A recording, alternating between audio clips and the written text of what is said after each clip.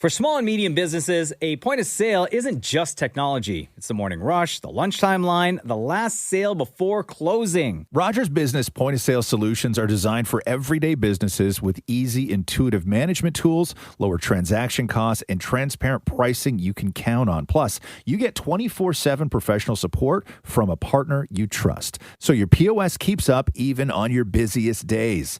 A good point of sale doesn't just take payments. It keeps your business moving. Check out Rogers Business point of sale solutions at rogers.com/POS. The fire hose of news from America can feel like a lot these days. If you're trying to figure out what to make of it all, we got you. I'm Katie Simpson. And I'm Paul Hunter. We're correspondents here in Washington. Working just around the corner from where much of the action is taking place. 2 blocks from the White House. And that's the name of our new podcast. For top-notch analysis of U.S. politics from a Canadian perspective, find 2 blocks from the White House every Wednesday wherever you get your podcasts. Including YouTube.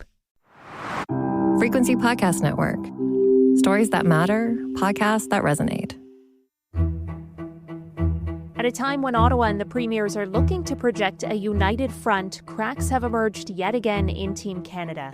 In my opinion, that is treasonous activity, and it needs to be called out. What we need to do is we need to give Albertans hope.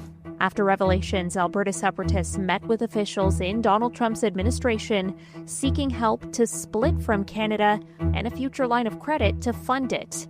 While the race is on to get signatures for a petition to trigger a referendum, questions are being raised about the administration's motives ahead of critical trade talks, leaving many contending with the threats from both inside and outside this country.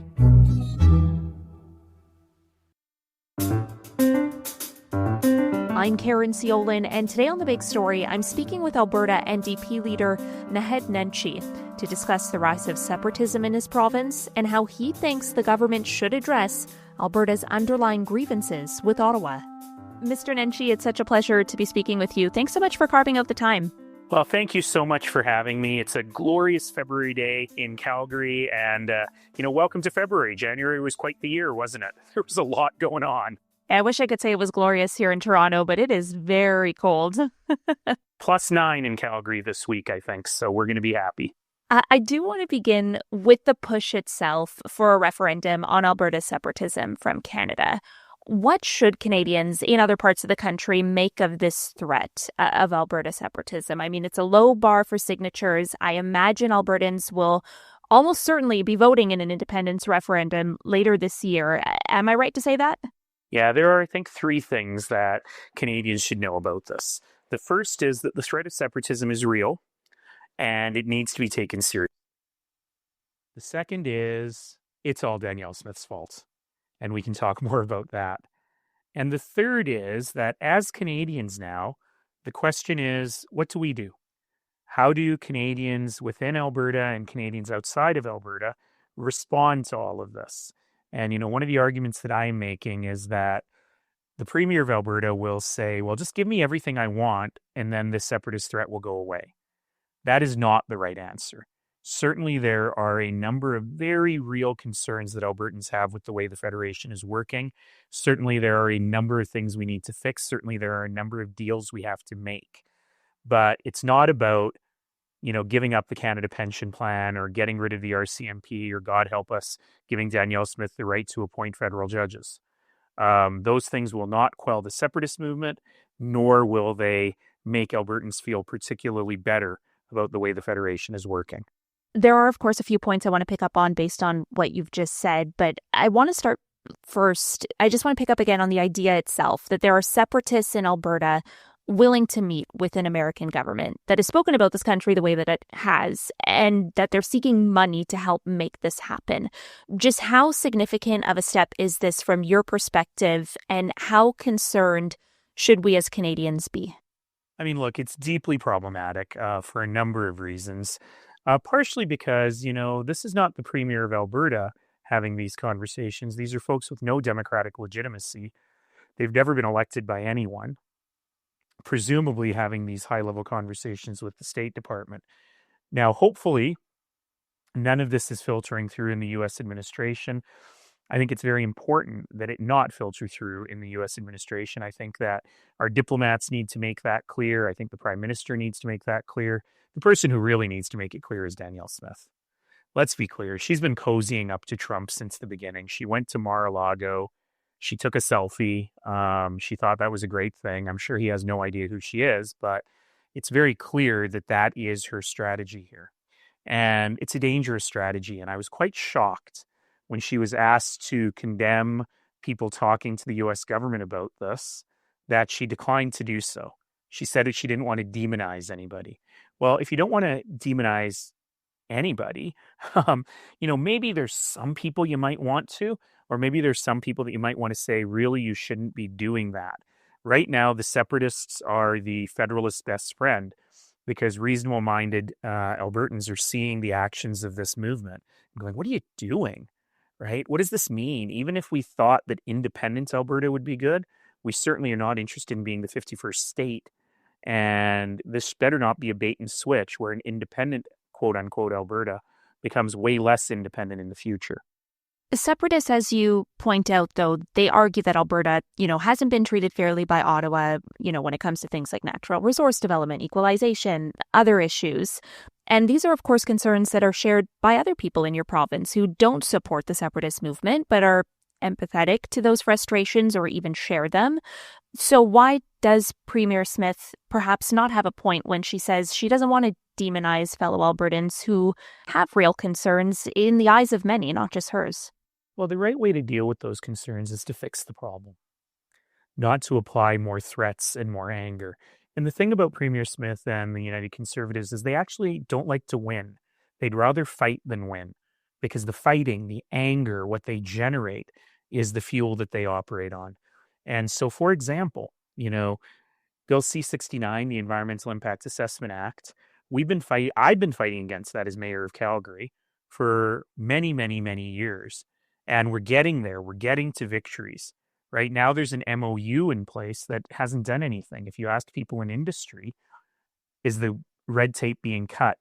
Is the bureaucracy going away? Are we focusing the environmental questions on the critical environmental questions that are caused by the potential project? The answer is no. If anything, it's gotten worse. The major projects office is there. We have great optimism that that's going to do something. But the vast majority of projects fall outside the major projects office. And what we're hearing is that bureaucrats are saying, well, if it's not in the MPO, then we have no incentive to speed it up. These are the things that the Premier could be working on. She could be talking to Stephen Harper and Jason Kenney about why they signed that equalization agreement when they were in office and what considerations they had to make it a better deal for Alberta. She's not doing any of that. She's not rolling up her sleeves and working with Indigenous people to get a pipeline built. She's just causing more and more fire and anger. Now it's become anti-immigrant rhetoric because that's the latest. And ultimately, none of that fixes any problems. You mentioned earlier that Premier Smith didn't quite go as far as I assume many concerned Canadians would probably have liked in denouncing the separatist movement in your province. But I actually found, Prime Minister Mark Carney's response even more muted. I mean, he didn't say anything about Canadian sovereignty until Premier Smith did. Then he was like, yes, I agree. Canadian sovereignty must be respected. She's the one who said respectfully that she would raise it with her counterpart in Washington and the U.S. ambassador. The Prime Minister didn't say any of that. And so I wonder, what are your thoughts on what Prime Minister Carney did or didn't say? Now, look, I understand that the Prime Minister has to navigate a difficult situation with the United States. The last thing he needs is to have to navigate a difficult situation with Alberta as well. At these fragile times, we need to all be on Team Canada. And Premier Smith, clearly isn't. She reverts to Quebecois-style word salad all the time. When she's asked, are you a proud Canadian? Do you believe in Canada? She'll say the same sentence. I believe in a sovereign Alberta within a united Canada. What does that mean? No one knows what it means. What it means is she's trying to play both sides. So, earlier last week, we did a very simple thing where I asked all MLAs, members of the Legislative Assembly in Alberta, to sign a pledge that just said, I'm a proud Albertan, I'm a proud Canadian, and I oppose separatism. There was no trap in it. There was no hidden meaning in it. It was just a pledge to say that. and her entire caucus refused to sign. So on one day last week, she said, no, we're all united. We're all proud Canadians as long as there's a sovereign Alberta within a united Canada, whatever the hell that means. Then the separatist organizers said several of her MLAs had signed his petition. So she then said, well, I don't police what my MLAs do. Sorry, what? You have a whip, you have a house leader. The whole job of caucus management is to help your MLAs stay on side. And in fact, she kicked out 2 members of her caucus, one of whom dared to ask for a probe into potential corruption in her government, the other of whom dared to advocate for his constituency in the budget. So she can police those things, but she's not willing to police separatism. There's only 2 things that are going on here. She doesn't know what the hell it is to be a premier, or she's lying. And the point is here, her party is a separatist party. The volunteer positions in her party have been taken over by separatists. Many members of her caucus have expressed enthusiasm for separatist ideas, and she's desperately trying to play both sides. And Albertans are smarter than that. They're going to see right through it. I wonder, though, do you think the Prime Minister has gone far enough in denouncing the separatist movement in your province? Of course, I'd like to see more. Of course, I'd like to see, more folks like Premier Canoe and Premier Ford saying the things that they're saying about separatism and about how they are proud Canadians. But ultimately, Albertans don't need to hear people from outside Alberta give those messages. They need to hear their own leaders give those messages. They need to hear their premier say she's a proud Canadian because, frankly, Albertans, we have a stubborn and independent streak. So if the Premier of Manitoba or the Premier of Ontario is telling us what to do, we won't like it. But we want to hear our own Premier stand up for Canada. Now, as for the Prime Minister, it's not just about what he says, it's about what he does. And if we can see that the federal government has Albertans' best interests at heart, that they are delivering wins to Albertans, not divisive wins to Danielle Smith or appeasement to Danielle Smith, but real wins to Albertans, then I think that is what Albertans are really looking for.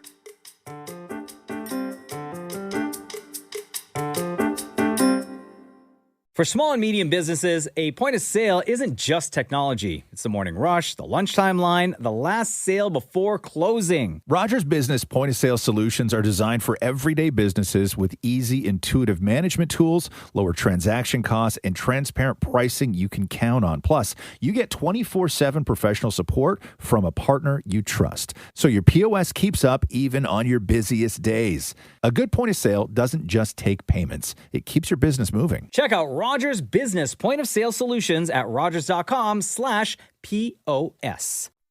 On the topic of how other premiers have responded to this and come out with concern, I wonder what you make of what BC Premier David Eby said, because he spoke in perhaps the most emphatic way. He said these conversations with the U.S. government amount to treason. That's, of course, a very serious allegation. It's a very specific offense in the Canadian Criminal Code. What do you make of that choice of words? Well, I'm not going to tell Premier Eby what words to use, but I will tell you that every Canadian should be deeply troubled by this. That we already know that in many ways the U.S. administration, the Trump administration, with all their talk of 51st state, is in some ways an existential threat to who we are as Canadians. And if we have people purporting to speak for Albertans, trying to make deals with the U.S., which will end up in us being the 51st state, or at the very least, a vassal state that is in actual debt to the United States, that creates only one outlet for our exports because we no longer have access to the Pacific, Atlantic, or Arctic Oceans, we need to be really worried about that. And I don't mind absolutely denouncing that behavior and saying that kind of behavior is dangerous and that it hurts Albertans in the short and in the long run. And it makes it much harder for the nation of Canada to be able to navigate in a time where we need to be united, we need to be smart, we need to be thoughtful, we need to be stable. And though these kinds of things undermine Alberta's needs and they undermine Canada's needs in every possible way. So I denounce it in the strongest possible terms. I do want to ask you about that, but very quickly, just in calling this good old-fashioned treason, I wonder at all if you think it adds to like the divisiveness in your province, or what impact you think that might have, if any, on Albertans. Probably very little, because it was coming from a non-Albertan. But exactly your question, although an excellent question, is where we don't need to be right now. We don't need to be arguing semantics of words. We need to be talking about appropriateness of behavior and about what is building a better Canada and a better Alberta going forward. And so I would argue that if the conversation becomes about whether you should use this word or that word, rather than the absolute horrifying behavior, then probably we've lost that conversation. I think some would probably argue it's horrifying behavior too on the behalf of the U.S. government. You know, even if the State Department meets, as it says, with civil society groups, on a semi-regular basis, it comes against the backdrop, of course, of the U.S. Treasury Secretary Scott Bessent making comments about your province's resources, about your province being a natural partner for the U.S. Has that caused a bit of anxiety for Albertans who don't support such a referendum? Absolutely. Scott Bessent is the guy who signs the money. He's not a low-level figure in the Trump administration. Meanwhile, Representative Andy Ogles, I think is his name, from Tennessee, has said some of the similar things, which should lead Canadians to go, why does a random congressman from Tennessee know where Alberta is? And the answer, of course, is these are coordinated messages. We know they're coordinated messages. And if you're worried about foreign influence from China or India, as we've seen so much of in the federal conversation over the last few years, then you should be just as worried about foreign interference in our electoral process from the United States. And I'm quite surprised that we haven't seen folks like Danielle Smith or Pierre Poilievre, who've been so vocal about foreign interference, not call out this foreign interference. Do you think this is just the beginning of that? Hopefully we can put an end to it quickly. The good news is, if there is good news about it, the good news is that the separatist movement has been so vocal about it. And being so vocal about it has brought it to the attention of the federal government and of others. And I have no doubt whatsoever that at the diplomatic levels, there is a lot of conversation going on right now to shut it down. And there better be.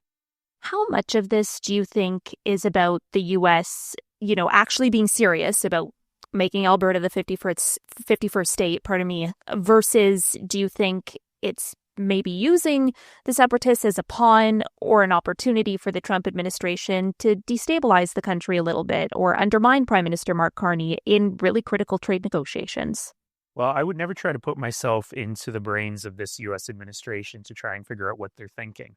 But I think that there are definitely two critical things here. Because remember, they don't say anything unless it's in their interests. They're not interested in helping other people, right? We've heard from diplomats in the U.S. say it's not just America first, it's America only. And so they're not saying, oh, we want Albertans to have their own free will. We love the Albertans. There's a couple of things here. I think you've touched on one of them. Instability in other countries plays into Trump's hands.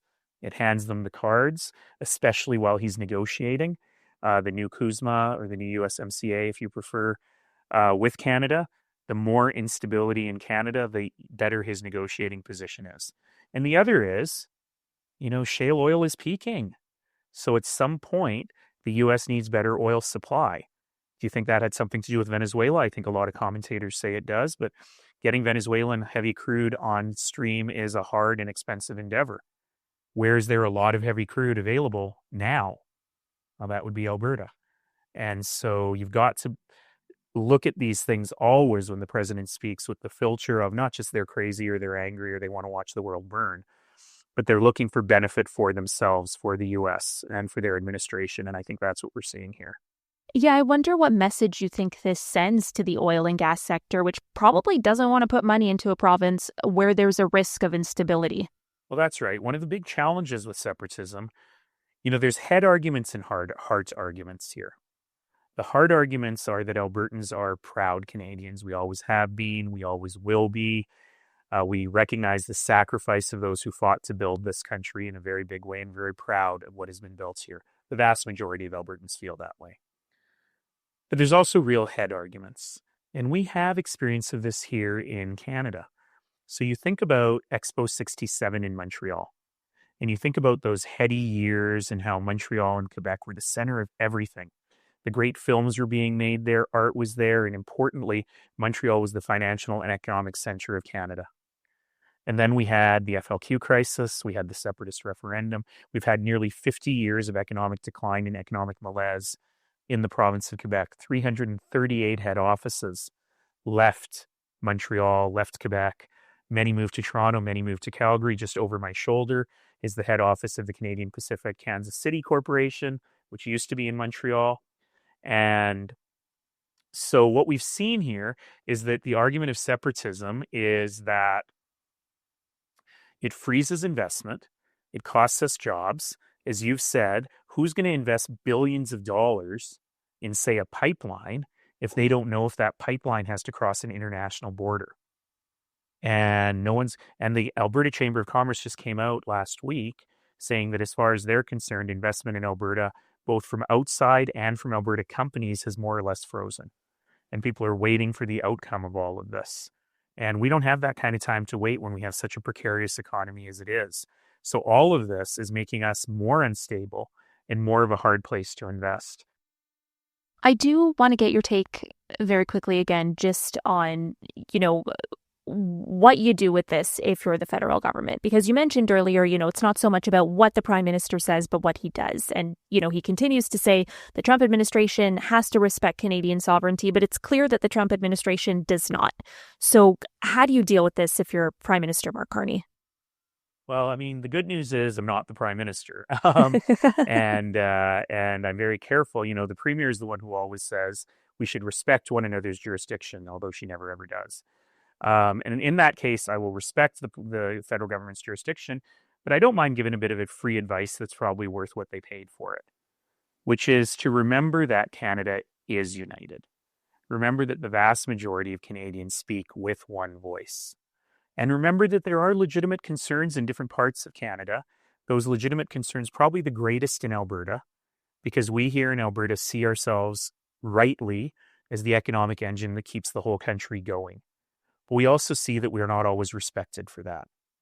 And so for the federal government to recognize that, to deliver real tangible wins to Albertans that help Albertans with the things they're most concerned about, the cost of living, jobs, the future of the economy, investment in creating jobs in the future, and really strong public health care and education services, as well as things like public safety. These are areas where the federal government can have a really tangible impact, and Albertans can see that things can get better with a federal government that takes them seriously. And so I think as far as the external stuff goes, the Prime Minister can keep talking about how Canada is united because it's true, and internally, the government can turn its attention to how do we make sure Alberta is running on all cylinders. And remember, this is the critical thing. The Liberals just have 2 seats in Alberta. So it's easy to forget about what's going on the ground, although those 2 MPs plus our New Democrat MP really do speak out for Alberta a lot. I'm not sure the Conservative ones do as much as I would like. But this isn't just a political game. And Alberta firing on all cylinders brings economic benefit to the whole country. And Alberta firing on all cylinders allows you to balance the federal budget. And an Alberta that is weakened by its own premier or by bad federal government policy weakens the entire country. So it's important to get this right for everyone's cost of living to go down and for everyone to have a brighter economic future. We've talked a lot over the course of this discussion, obviously, about the politics of all this. And if you could just, before I let you go, for a moment, just take your political hat off and just tell me what you're feeling as an Albertan and a citizen of Canada, first and foremost. They always told me when I got back into politics that I wasn't allowed to be a pundit anymore, but I'm still allowed to be a citizen. And I will tell you that I spent a lot of time across this province in the community talking to people. And the nature of those conversations over the last 2 weeks have completely changed. People are actually quite scared and very upset.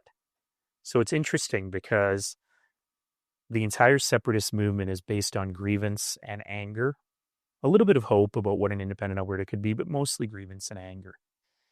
But in so doing, They've caused everyone else to be angry at them. And so my job is, look, I was on the streets of Montreal in 1995 as a young 20-something before that referendum.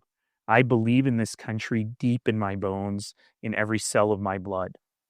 And I know most Albertans are like that. And so what we need to do is focus now on that Canadian question. How can we help? What can we do? How are we going to fight for this country? Because we sure as hell aren't going to let them take it away. Mr. Nenshi, I have to leave it there. I'm out of time. Thank you so much for being so generous with your time. I really appreciate it. Great speaking with you.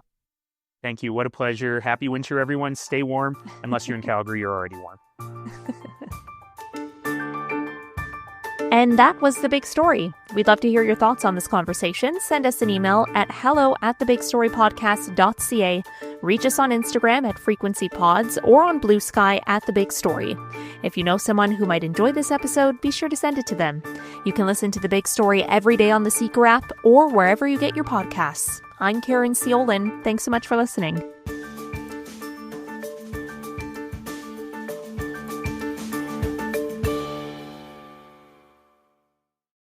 You know that Big Bargain detergent jug is 80% water, right? It doesn't clean as well. 80% water?